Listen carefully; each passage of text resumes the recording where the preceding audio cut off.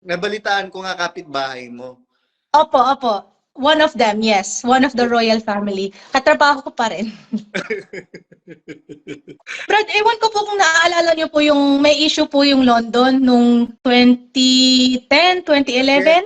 Yung nagalit na galit si si Bess. Opo, si EFS. Kasi daw po may officer angat ang loob sa manggagawa. At may officer daw na hindi daw nirerespeto yung mga manggagawa. Yun po si Daddy. Kasi nagtanong lang daw po siya tungkol sa sa kung saan napupunta yung pera. Kasi at the time, may catering business po kami. Lahat ng pera noon, binibigay nila mom at dad dun sa iglesia. And when we're doing the catering business, we're bringing in thousands of pounds. I remember because I'm helping them with the shopping, with the minsan I'm helping them with the cooking. So I remember we're doing a lot during that time. And when we're bringing in a lot of money. So tinanong lang ni Dad, saan napupunta yung pera na to? And yung sagot nila, yung parang kapag when you've given it, you don't have the right to say where you can put it, or you don't have the right to ask where it will go, kasi sa iglesia naman lahat pupunta. And yung point naman ni Daddy, porket kasi at the time nagsistruggle yung lokal namin, yung gusto nila Dad na pumunta muna sa lokal. Kasi wala nga kaming lokal. Gusto namin mabayaran yung rent on time. Gusto namin ma-save yung pera na naiipon namin para may sariling lokal ang London noon. Actually, ang numero unong mapamintas, yung royal family. Hindi lang alam ng mga kapatid. Especially kung maririnig lang, malalaman lang ng mga kapatid na Brasilyero yung sinasabi ng royal family regarding them, hindi sila magtatagal dyan sa MCGI dahil ang sinasabi ng royal family sa mga kapatid na Brasilyero, kaya sila umaanib dahil sa pakinabang. Ano yun? Masakit yun pagka narinig nila at nalaman nila yung katotohanan na yun. And going back, sister, kailan kayo nag-exit? Sino ang unang nag-exit? And how did you deal yung mga pagsasyan, kagaya nga na sinabi nyo, there is a shanning sa lokal ninyo na nangyayari. Oh my gosh. Yung UK po kasi, we're the most delusional lokal ever. Like, mas matindi. Ang tindi ng UK, Brad. Alam ko nga, dun sa Italy, may na-close down ng isang lokal, di ba? Dun din sa Germany. Pero dito sa UK, ang tibay. Grabe. I don't know what they're feeding them here. Ang tibay nila. So, nung exit ko, actually, officially, nag-exit ako nung June of last year. Kaso, may mga duda na ako ng mga 2024, like talagang nagbigyan na ako ng duda. Mga kaya ng like what? Hello po everyone. My name is Estina. So I'm here from the UK. I've been in the church for 23 years. Really? Opo. Laking KNC po ako. Actually, ako yung kapatid ko, tapos dalawang KNC pa. Kami po yung apat na original KNCs dito po sa UK. Pero sila yung dalawa na yon, royal family po sila. So, syempre, iba yung trato nila kaysa sa amin. 23 years po ako sa iglesia. My parents came here. Tapos sila po yung nag-set up ng church dito sa London, UK. Yung unang-unang lokal po. So Opo. Yung parents mo were the pioneer members? Opo. Along with 2 other people na royal family. Original royal family din po kami. Pero may nangyari po na kick out, syempre. Kapitbahay sila, di ba? May isa po. Tapos yung original po na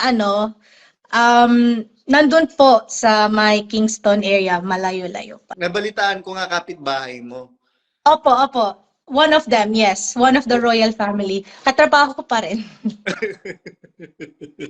Ayun, go ahead. Ayun, so, nung una, syempre, it was nice kasi bata pa ako, I made lots of friends there. Kaso, there was an issue. Brad, ewan ko po kung naaalala niyo po yung, may issue po yung London nung 2010, 2011. Yung nagalit si si Bess. Opo, si EFS. Kasi daw po may officer, angat ang loob sa manggagawa. At may officer daw na hindi daw nirerespeto yung mga manggagawa. Yun po si Daddy. Kasi nagtanong lang daw po siya tungkol sa kung saan napupunta yung pera. Mm-hmm. Kasi at the time, may catering business po kami. Lahat ng pera noon, binibigay nila mom at dad dun sa iglesia.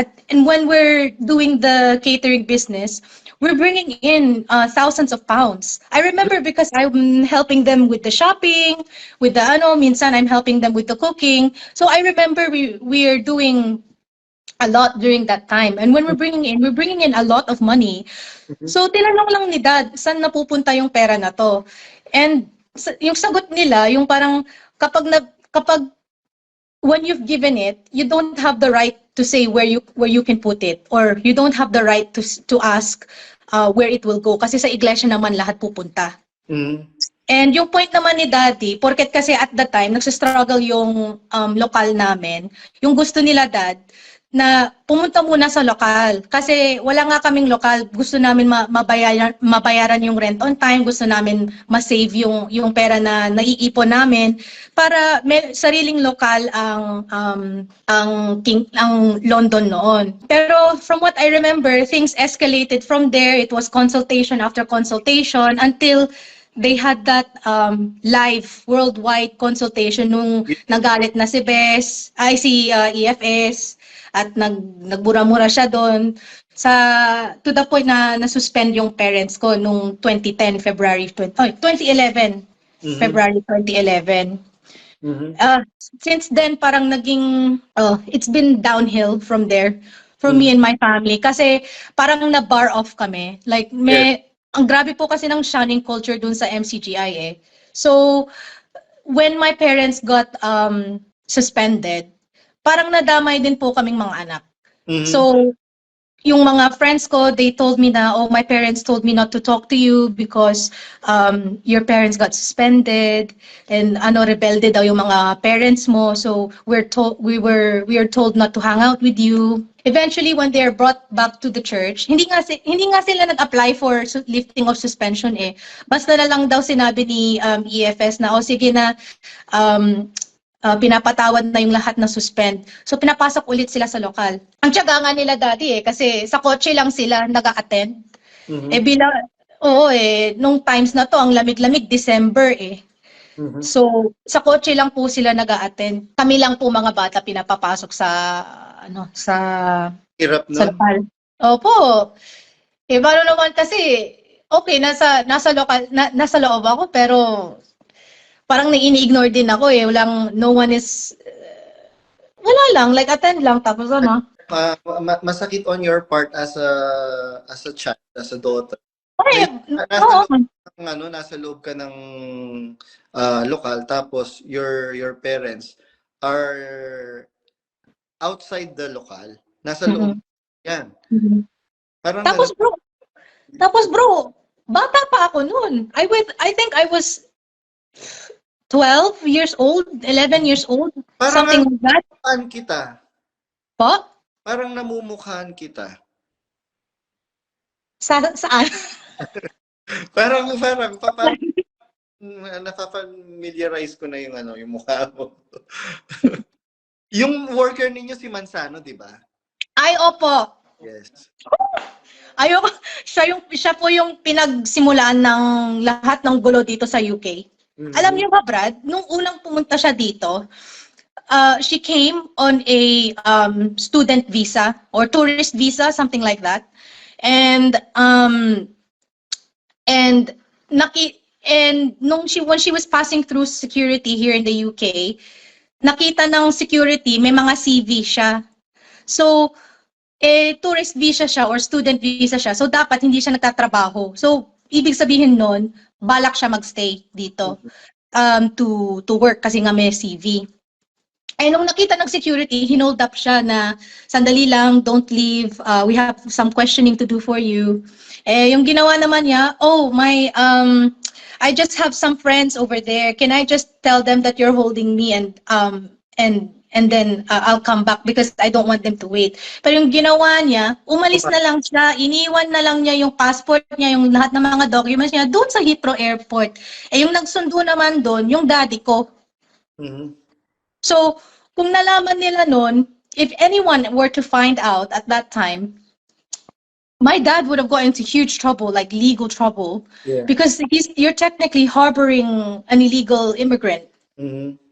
So, and then she stayed here for years, and she was such a horrible woman. Like, oh, she was a bully. Like, sa batch ko po na KNC, ang daming mga kabataan na hindi na baptized dahil sa kanya. Kasi yung attitude niya towards the KNCs, talagang madi-discourage ka. And then there was a time nung nasa lokal pa kami, sila daddy nag-i-inject ng vitamin C. May kapatid po kasi na gusto magpa-inject, ilang beses na sinabihan yung kapatid na yun ni daddy na, sis, mamaya na lang po kasi topic, sis, mamaya na lang po kasi consultation, sis, mamaya na lang po. Basta, he's putting it off to show respect na I don't want to offend anyone. Parang, kasi ayaw na nga mapag-initan nila daddy. So he doesn't want to cause trouble because kakabalik na lang niya nun from being suspended. So he didn't want to cause a stir. So what ended up happening was, when she was speaking in like at the front talking about, I don't know what she was talking about, she saw my dad start the injection for the sister, and she was all like, oh, ano ba nangyayari dyan? Mas importante ba yan sa sinasabi ko? Like, yung parang she's just being really so self-important, and because she's up there, she's trying to embarrass the people people. And wala lang, napuno ako nun eh. Sabi ko, I think I was, how old was I? 14 or 15 years old. I stood up, I said, you know what? You're being a sabi ko, you're being a yeah, because I'm so upset, because already my family was being discriminated, we were being excluded. Someone is asking help from my dad, he's just helping them, and then all of a sudden this Satan spawn over there is trying to be rude, and it's just like, bro, like, this is not necessary. It's not necessary to be this awful to people. And then I stood up, I just said, you're being so horrible, nothing is even happening, I don't know what your problem is. Because at the time, yung mga kapatid na yon, everyone was afraid of consultation because of what happened to my parents. Na ayaw nila masuspend, ayaw nila mapahiya, ayaw nila na, they don't want certain things to come to light kasi they're afraid of getting into trouble. So, so ginagamit nila yung workers at the time na yon, ginagamit nila yung consultation is as a way to scare us into behaving. Like, they'd be like, mga kapatid, gusto niyo mag-consultation ulit tayo? Mga ganun sila. Oh my gosh, they're so awful. Pakilala mo muna yung parents mo, especially your dad, kung ano yung Oh yes, yung mga parents ko, they're not quite ready to speak out yet. Yes. But kasi when it comes into the regards of yung what happened to them and their story in 2010, 2011, there's so much that's happening there. So I'm not the best person to ask about that, but definitely yes, my parents. So my dad is Doc Onad Laureta, and my mom is Mirasol Laureta. Sila po yung one of the first kapatids here in the UK. Your parents are doctors? Opo, si daddy po, doctor, orthopedics. Tapos si mom po, nurse practitioner. Magko-consultancy na din yun eh. Nurse practitioner, yun yung mga nurse na nagre-reseta. Opo. Yes, parang doktor na rin.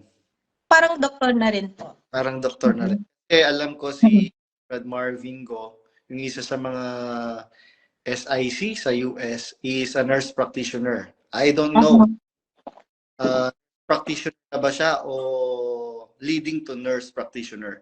Well, going back, sister, bago natin ituloy yung pag-uusap natin, meron nagpapa-shoutout dito. Si Sister Teresita Abalos, yung mother ni Brad Ace Abalos. Okay po. Pa-shout out. Shout out po, Sister Risa Abalos. Hello po. Ano ka na ngayon? Celebrity ka na ngayon, Sister Estina. Oo nga po, ang dami kong message. Nag-ano po kasi, si Ate Pat po kasi, magkalokal po kami and we grew, actually, yung kapatid niyang pangalawa, yun yung best friend ko dati growing up. So Ate Pat, talagang close kasi kami kasi we grew up together. So she invited me to speak on Pause and Ponder. Oh my gosh, bro, since then ang daming mga MCGI defenders na nagme-message sa akin, nag-aano sa akin. Like comment lang ba sa simpleng comment lang sa Pause and Ponder or mga Exeter's Tambayan na page. Natitrigger ang mga MCGI defenders. Sabi ko, guys, what are you doing here? Yeah. I'm just, honestly speaking, I'm thinking, what are you doing here? This page is not even for you. Yes, sige, anuin mo nga sila. Actually, alam mo ba, naganda ako ng isang roll yung tissue. Kasi mapapa-English ako, sabi ko, mapapa-English ako dito, at saka hindi lang English, yung accent niya, Ay! Hindi po, Brad. Alam mo po kasi, Brad. Parang ng Harry Potter. Po kasi, Brad, minsan, when I'm nervous, I tend to speak English. Because yun po yung kinalakihan ko eh. Kaso din po, I try to especially if I'm commenting dun sa mga posts or anything like that, sinasadya ko po siya English. Kasi may mga iba nga na parang closet or MCGI na rin na ibang lahi na nagre-reach out sa akin. So if they happen to come across our posts or podcasts, I want to be speaking in English so that they can understand what I'm saying, so that because it's hard to it's hard for them to feel validated, hard for their feelings to feel validated, and it's hard for them to know that someone is there for them if no one can understand them. Because actually may nag-reach out po sa akin eh. Hindi ko na lang sasabihin kung saan because it's a bit obvious if I do say, pero they're a different race, and they approach me asking for advice kung how can she kasi gusto niya daw mag-start ng mag-date. She wants to have a boyfriend. Sabi ko, I'm not the best person to ask because I'm actually exit already. So, and then we just started talking about yung mga iba't ibang mga experiences namin. Grabe bro, may nagsabi daw po sa kanya na sa lokal niya na mukha daw siyang cousin ng gorilla. Porket kasi ibang lahi siya na itim po kasi si sis eh. At medyong big girl siya. So, wala lang daw, nag-uusap lang daw sila ng mga kaibigan niya dun sa lokal, tapos naging maingay daw siya or something like that. And then one of the workers who were there, nakadestino dun sa lokal nila, biglang, nireprimand siya na parang sinabihan siya, like, oh, ano ba yan sis? Para kang cousin ng gorilla, ingay-ingay mo, parang ganun. Actually, ang numero unong mapamintas, yung royal family. Hindi lang alam ng mga kapatid. Especially kung maririnig lang, malalaman lang ng mga kapatid na Brasileiro yung sinasabi ng royal family regarding them. Hindi sila magtatagal diyan sa MCGI dahil ang sinasabi ng royal family sa mga kapatid na Brasileiro, kaya sila umaanib dahil sa pakinabang.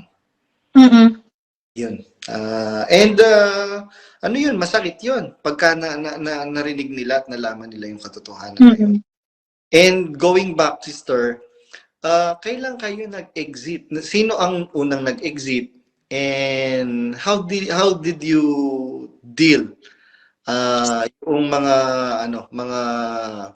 pagsasyan, kagaya nga na sinabi nyo, there is a shanning sa lokal ninyo na nangyayari. Oh my gosh. Yung UK po kasi, we're the most delusional local ever. Like, mas matindi. Ang tindi ng UK, Brad.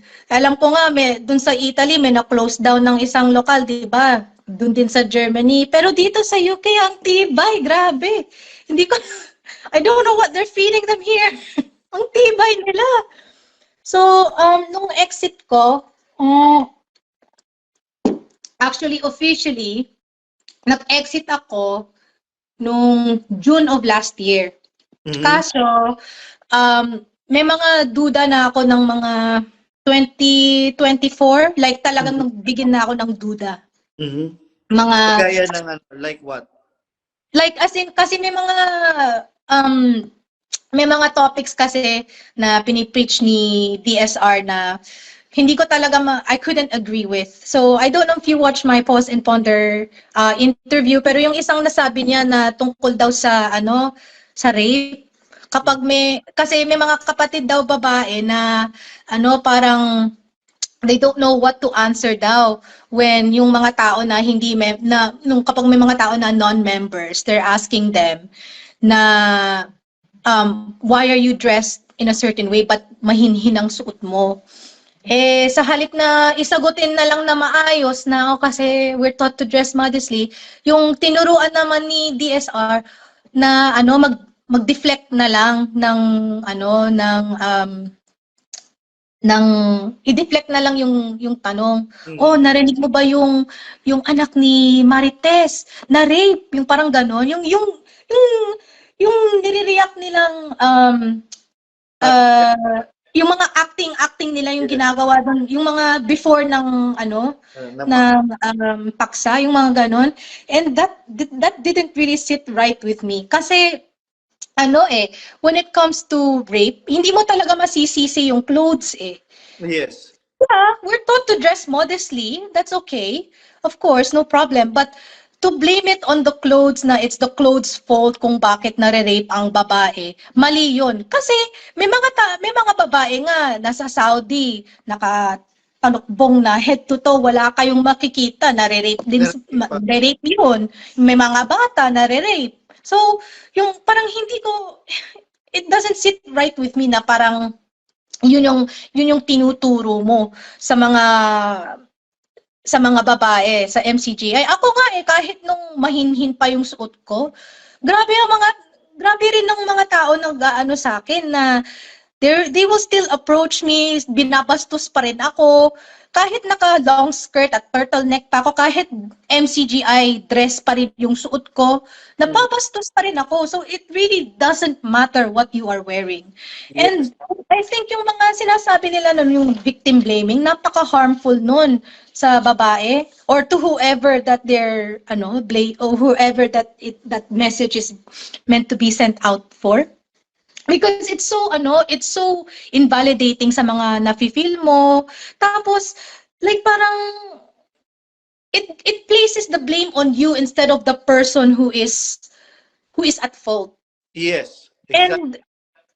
And for me kasi sa experience ko lang, nung growing up in MCGI, modesty was drilled into me. Like it was talagang nung naalala ko nga, nag-outing kami nila Ate Pat, mga 14 years old ako. Nag-Thorpe Park po kami yung theme ride, yung mga roller coaster theme ride. So syempre kapag nagra-rides kami, nakabukaka ako. Yes. Kasi nga para diba, para makasakay. Yes. So nag-trousers ako noon, nag-jeans ako, tapos mahabang top, tapos parang vest ako. When I thought it's okay, hindi naman mahalay sa tingin ko. Pero when I attended the following Sunday, pinagalitan ako ng isang worker na maarte. Mhm. sabi niya sa akin, inano niya sa akin yung 1 Timothy 2:9, women adorn themselves in modest apparel, shamefacedness and sobriety, blah, blah, blah, mga ganon. Sabi ko, sis, paano ba naman yan? Kapag nagpalda ako, makikitaan po ako, nagre-rides nga po kami sa roller coaster, tapos ano mo ako. And I just think kasi sa MCGI, modesty, it's not a way to protect your virtue, it's not a way to honor you, it's another way for them to control you and to police you. Exactly. Yun yung ano Oo. if you are familiar with the series sa Netflix, yung How to Be a How to Cult become a cult leader. Yeah. Napanood ko po yun. Leader. That's one of thing that they are doing in controlling Mm-mm. their members.